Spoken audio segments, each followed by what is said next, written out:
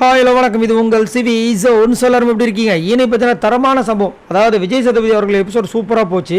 அதுலேயும் குறிப்பாக வந்துட்டு எனக்கு ஒரு வருத்தம் என்னென்னா, நேற்று தான் வந்து விஜய் பார்வதி எனக்கு கமருதீனை வந்து பாராட்ட உங்களுக்கு மனசே வரல. சரி, பிபி ஹோட்டலை பற்றி எதுவுமே பேசலையே, அப்போது சண்டே எபிசோடில் வந்து பேசியிருப்பார்னு நினச்சேன். பட் நம்மளோட மனசில் எண்ணத்தில் மண்ணலி போட்ட மாதிரி ஆகிப்போச்சு. இன்றைக்கி எதுவுமே சொல்லவே இல்லை. என்னையா நடக்குது உங்களுக்குலாம் மனசாட்சியே இல்லையா அப்படின்ற மாதிரி இருந்துச்சு. ரைட், மனசாட்சி இல்லை தான். இப்போ என்னென்னா, விஜய் பார்வதி ரம்யாவை கிழிச்சு தொங்க விட்டது தான் செம்ம மாதம் இருந்துச்சு. என்னென்னா சூப்பராக இருந்துச்சு, செம்மையாக ஆடி நொறுக்குனாங்க. ரம்யா வந்துட்டு இது வரைக்கும் என்ன கேம் விளாட்றவங்க எல்லாருக்குமே தெரியும். அப்படியே பாசமாக நடிக்கிறது. முதல் சபரி அண்ணான்னு சொல்லிட்டு ஒரு 3 வாரத்தை ஓட்டினாங்க.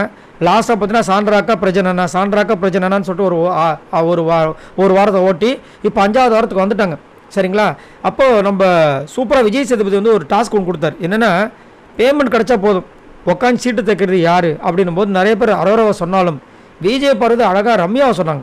யாருமே ரம்யாவை நோட் பண்ணவே இல்லை. சூப்பர். இதுதான் வந்துட்டு விஜய் பார்வதி கிட்ட பிடிச்ச விஷயம் எனக்கு. ஏன்னா அவுட் ஆஃப் த பாக்ஸ் யோசிப்பாங்க. எல்லாரும் குண்டுச்சட்டில் ஓட்டின குதிரை மாதிரி அரோரா சார்.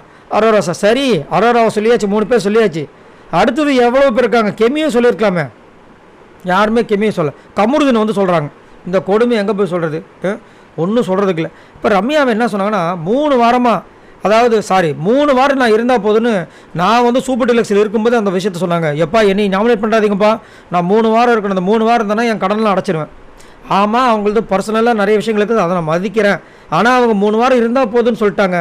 அதே மாதிரி நிறைய பேர்கிட்ட வந்து பெருசாக வந்து இது வச்சுக்கிறது இல்லை, சண்டை வந்துச்சுன்னா ரிலேஷன்ஷிப் கட் ஆகிட்டுன்னு நினைக்கிறாங்க சார். அதே மாதிரி தான் சார் அரோராவும் அப்படின்னு போட்டு கலாய்ச்சாங்க.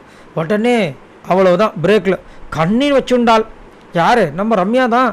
நான் வந்து என்னோட பர்சனல் விஷயத்த சொன்னதை போயிட்டு இப்படி எல்லோரும் முன்னாடியே சொல்லிட்டாங்களேவா? பர்சனல் விஷயமா? ஓ, நீங்கள் நினச்சிட்டு இருக்கீங்க நீங்கள் பர்சனலாக விஜய் பார்வதி கிட்ட மட்டும் பேசுகிறீங்க.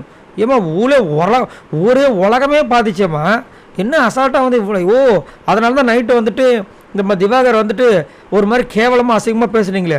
அதுக்கப்புறம் விஜய் பார்வதி கிட்ட வந்துட்டு இங்கேயே உட்காந்து போயிடுறேன், தண்ணி எடுத்துகிட்டு கழுவிக்கிறேன்னு சொன்னீங்க. இதெல்லாமே வந்து நீங்கள் பர்சனலாக பேசுனேன், வெளியில் தெரியாது நினச்சிட்டு இருக்கீங்களா? எல்லாத்தையும் மக்கள் பார்த்துட்டு தான் இருக்காங்க. அதே மாதிரி இந்த நீலி கண்ணீர் வடிக்கிற இந்த நடிப்பை வந்துட்டு யார்கிட்டையும் போடாதீங்க. ஏன்னா முன்னாடி நானே ஏமாந்துட்டேன். அப்போ நிறைய சப்ஸ்கிரைபர்ஸ் வந்துட்டு சொன்னாங்க, அண்ணே அவங்க நடிக்கிறாங்கன்னு. அப்புறமா பார்த்தா அத்தனையும் நடிப்பா அப்படின்ற மாதிரி இருந்துச்சு. ஸோ சூப்பராக இருந்துச்சு. அதாவது அந்த மேடையில் வச்சு ரம்யாவோட முகத்தில் கிழிச்ச மாதிரி இருந்தது, செம்ம மாதம் இருந்தது. இதை பற்றி உங்களோட கருத்தை சொல்லுங்கள். இந்த ஒரு காரணம் தான் விஜய் பார்வதிக்கு நான் வந்துட்டு என்னடா சப்போர்ட் பண்ணுறாங்கன்னு. சப்போர்ட் ஃபுல்லாக கூட பண்ணல, அவங்க பண்ணுற அந்த எடுத்து வைக்காங்கள பாயிண்ட், அதுதான் மேட்ரு. இதை பற்றி உங்களோட கருத்தை சொல்லுங்கள் பாய் நண்பர்களே.